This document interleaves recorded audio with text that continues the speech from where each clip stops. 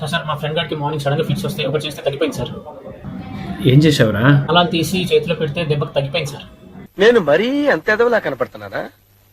ఓ మాదిరిగా కూడా కనపడలేదా? నీ ఫిట్స్ వచ్చినప్పుడు తాళాలు తీసి చేతిలో పెట్టాం కదా. ఫిట్స్ వచ్చినప్పుడు నేను ఒక 5 విషయాలు చెప్తా. ఫస్ట్ ఇంపార్టెంట్ థింగ్ ఏంటి, పేషెంట్ ని సైడ్కి పడుకోబెట్టాలి. సైడ్ లో పడుకోవడం వల్ల లాభాలు ఏంటి సార్? సైడ్కి పడుకోవడం వల్ల పేషెంట్ ఈ నాలుక వెనక్కి పడే అవకాశం ఉంటుంది. సో ఫిట్స్ వచ్చినప్పుడు ఆ నాలుక వెనక్కి పెడితే ఎయిర్వే ప్రాబ్లం అయ్యి బ్రీతింగ్ ఇబ్బంది అయ్యి దానివల్ల కూడా బ్రెయిన్ కి డ్యామేజ్ అయ్యే అవకాశాలు ఉంటాయి. కాబట్టి పేషెంట్ ని సైడ్ కి పడుకోబెట్టాలి. And the most important thing, చుట్టుపక్కల షార్ప్ ఆబ్జెక్ట్స్ లేకుండా. షార్ప్ ఆబ్జెక్ట్స్ ఉంటే ఏమవుతుంది సార్? చుట్టుపక్కల ఇలాంటి షార్ప్ పీపుల్ ఉన్నారనుకో, అదంతా అప్పుడండి, ఇప్పుడు నేను మారిపోయానండి.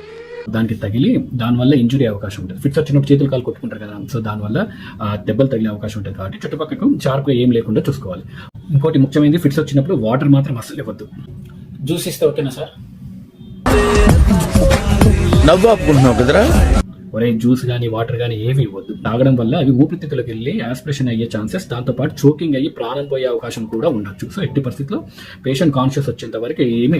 ముఖ్యమైన విషయం, నోట్లో స్పూన్ కానీ మెటల్ కానీ ఇలాంటివి ఏమీ పెట్టొద్దు. మేము వేలు పెట్టాము సార్. పెట్టావా? వేలు పెడితే కట్ అయిందా?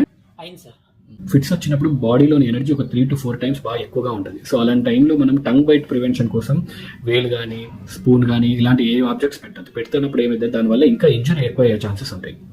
మరి మేము తాళాలు పెడితేనే ఫిట్స్ తగ్గిపోయింది కదా సార్? తాళాలు పెట్టడం వల్ల ఫిట్స్ తగ్గలేదురా. నువ్వు పొయ్యి తాళాలు వెతికి తీసుకొని వచ్చి పెట్టే వరకు ఫిట్స్ తగ్గిపోయింది. యూజువల్గా any fits it will last for less than a minute time. So నువ్వు తాళాలు పెట్టే టైంకి ఫిట్స్ తగ్గిపోయింది. సో నువ్వు పెట్టడం వల్ల తగ్గిపోయిందని నువ్వు అనుకుంటున్నావు. సార్ నిన్న చేసిన రీల్లో చాలా వైరల్ అయిపోయింది. చాలా మంది చాలా క్వశ్చన్స్ అడుగుతున్నారు. ఈ ఫ్యాన్స్ ఫాలోయింగ్ నేను తట్టుకోలేకపోతున్నాను సార్. అది అదే మా జూనియర్ అదే మిమ్మల్ని అడిగేసి చెప్తానని చెప్పాను. ఓకే గురుగారు, అడగండి, క్వశ్చన్ అడగండి. ఫిట్స్ అనేది అసలు ఎందుకు వస్తాయి సార్? ఒకటి బ్రెయిన్లో ఒక 100 billion cells వరకు ఉంటాయి. సో ఇవి ఒక న్యూరాన్తో ఇంకో న్యూరాన్ కమ్యూనికేట్ అయ్యే ప్రాసెస్లో ఎలక్ట్రికల్ డిశ్చార్జెస్ ప్రొడ్యూస్ అవుతాయి. సో ఈ కమ్యూనికేషన్ అంతా ఎలక్ట్రికల్ ఫామ్లో ఒక ప్యాటర్న్గా, ఒక పద్ధతి, ఒక నీట్గా అవుతూ ఉంటాయి. When there is an abnormal production of electrical activity, then there is an disturbance in that brain activity, then it will produce like a. Fits గురించి అడిగితే కరెంటు, వైర్, ఎలక్ట్రిసిటీ అని అంటున్నాడు. మనం కరెంట్ డిపార్ట్మెంట్లో పనిచేసినా బాగుంటుంది. ఎలక్ట్రిసిటీ అంటే కరెంట్ వైర్ నుంచి వచ్చే ఎలక్ట్రిసిటీ కాదురా. If Caesar is a paradoxical time limited clinical event resulting from a state of for example, hypersynchronic characters by abnormal excessive and self-sustaining electrical discharges arising from neuron population leading to transient destruction of nervous cerebral network and fantastic motor, sensory, autonomic, cognitive or behavioral phenomena. ఇలా చెప్తే అర్థం కాదుగా, అందుకే అలా చెప్పారు. మూసుకో. So ఎలాగైతే జ్వరం వచ్చినప్పుడు టెంపరేచర్ పెరుగుతుందో, ఎలక్ట్రికల్ ఓవర్ యాక్టివిటీ ఉన్నప్పుడు ఫిట్స్ లాగా ప్రెజెంట్ అవుతుంది.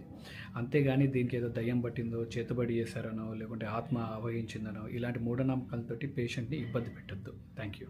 What a vision, what a thought.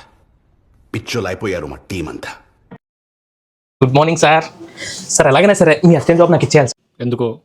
ఎందుకంటే నిన్న మా ఫ్రెండ్కి చిన్నగా ఫిట్స్ వచ్చినాయి. అచ్చం మీరు ఏ వీడియోలో ఏం చెప్పారో అదే చేసేసాను.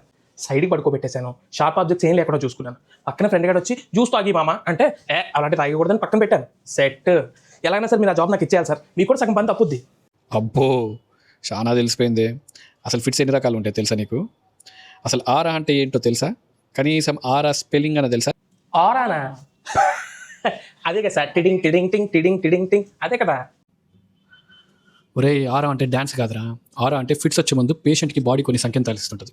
కళ్ళ ముందు ఫ్లాషెస్ కనిపించడము, చెవులో వింత వింత సౌండ్స్ వినిపించడము, ముక్కులో డిఫరెంట్ స్మెల్స్ రావడము, ఒళ్ళంతా సూదులతో కూర్చున్నట్టు అనిపించడము, కొంతమందికి దేజావులాగా అంటే ఆల్రెడీ అక్కడ జరుగుతుంది, ఆల్రెడీ ఇంతకుముందే అవుతున్నట్టు అనిపించడము. ఇవన్నీ డిఫరెంట్ టైప్స్ ఆఫ్ ఆరాస్ ఉంటాయి. అలానే ఫిట్స్లో కూడా డిఫరెంట్ టైప్స్ ఉంటాయి. మీకు ఇలా చెప్తే అర్థం కాదుగా. ఇది కూడా సినిమాటిక్ రేంజ్లో చెప్తే కానీ అర్థం కాదు. సో మీకు బాగా గుర్తుంటే రాజారాణి మూవీ అని ఉంటుంది. దాంట్లో నయనతార కింద పడి ఫిట్స్ వస్తూ ఉంటుంది. దాంట్లో చాలా నీట్గా చూపిస్తారు. ఎలా కన్నుబొమ్మలు కొన్ని పైకి ఎగిరేయడము, నోట్లో నుంచి నిరగరాడము, చెయ్యి కాలు చేతులు బలంగా కొట్టుకోవడము. సో ఇవన్నీ classical type of generalize tonic clonic seizures. ఈ సీజర్స్లోనే కొంతమందికి అదే టైంలో ఫిట్స్ వచ్చిన టైంలో మోషన్ అవ్వడం కానీ, యూరిన్ పోవడం కానీ జరుగుతూ ఉంటుంది. నెక్స్ట్ ఫోకల్ సీజర్స్ అని అంటాం. ఫోకల్ సీజర్స్ అంటే ఓన్లీ కన్నుబొమ్మలు కొట్టుకోవడము, లేదంటే ఒక చెయ్యి ఒక కాలే కొట్టుకోవడము. అంటే దాని మన బాడీ మన కంట్రోల్లో లేకుండా దానంతా దాని అది చెయ్యి కాలు ఊగుతూ ఉంటాయి. That is focal seizure. Absent సీజర్స్లో ఏమవుతుంది అంటే అలా పేషెంట్ ఆగిపోతారు. ఒక ఫ్యూ సెకండ్స్ వరకు ఏం జరుగుతుందో ఏం తెలియదు. ఇది మోస్ట్ కామన్లీ పిల్లల్లో చూస్తూ ఉంటారు. స్కూల్లో టీచర్ చెప్తా ఉంటే suddenly they'll become blank. So this is called absent seizures. Gelastic seizures అంటే పేషెంట్ గట్టిగా అరవడము, గట్టిగా నవ్వడము, చుట్టుపక్కల ఏం జరుగుతుందో ఏం తెలియకుండా పరిగెత్తుకుంటూ పోవడం. This is called gelastic seizures. ఏ పేషెంట్ కన్నా ఫిట్స్ వచ్చిన తర్వాత మనం ఇన్వెస్టిగేషన్స్ చేయించాలి. బేసిక్ ఇన్వెస్టిగేషన్స్ అయిన తర్వాత ది స్పెసిఫిక్ ఇన్వెస్టిగేషన్స్ వచ్చేసి EEG brain and MRI brain. EEG బ్రెయిన్లోని ఎలక్ట్రికల్ యాక్టివిటీ ఎలా ఉందో ఒక ఐడియా వస్తుంది. అండ్ ఎంఆర్ఐ బ్రెయిన్ వల్ల బ్రెయిన్లో స్ట్రక్చరల్ చేంజెస్ ఏమైనా ఉన్నాయా, అంటే ట్యూమర్ ఏమైనా ఉందా, లేకపోతే ఇన్ఫెక్షన్ దాఖలు ఏమైనా ఉన్నాయా, లేకపోతే హెడ్ ఇంజరీ ఏమైనా అయితే దానివల్ల ఏమైనా బ్లీడ్స్ ఏమైనా అయ్యాయా, ఈ ఐడియా వస్తుంది ఎంఆర్ఐ బ్రెయిన్. దాని తర్వాత ట్రీట్మెంట్లో first choice of drug always వచ్చేసి లెవెరసిటమ్ని మోస్ట్ కామన్గా అందరు పిలిచే డ్రగ్ లెవిపిల్ అని అంటాం. 500 mg ట్వైస్ డైలీ తీసుకుంటుంటారు. లెవిపిల్లే కాకుండా వాల్ప్రోయిడ్ కానీ, లాకోసమైడ్, లామోట్రిగిన్, కార్బోమైజెపిన్, టోపెరిమెట్ అనే డ్రగ్స్ కూడా ఉంటాయి. సో సిచ్యువేషన్ బట్టి ఈ డ్రగ్స్ కూడా యాడ్ చేస్తూ ఉంటారు. ఏ కేసెస్లో మనకు సర్జరీ అవసరం పడుతుంది ఫిట్స్కి, తలకు గాయమయ్యో లేకపోతే బ్రెయిన్ ట్యూమర్ వల్ల ఫిట్స్ వచ్చినప్పుడు ఆ కేసెస్కి ఖచ్చితంగా సర్జరీ చేయాల్సి వస్తుంది. రెస్ట్ ఆల్ కేసెస్ మెడిసిన్స్ పెట్టి తగ్గకపోయినా then will indicate surgery. So surgery role చాలా మినిమల్గా ఉంటుంది మనకు ఫిట్స్ కేసెస్లో. 1,00,000 మందికి చూస్తే ఎవరో ఒకరిద్దరికి మాత్రమే సర్జరీ అవసరం పడుతుంది. మూర్ఛ వ్యాధి అనేది కేవలం వైద్య సమస్య మాత్రమే. దానిపైన ఉన్న అపోహలను తొలగించుకుందాం.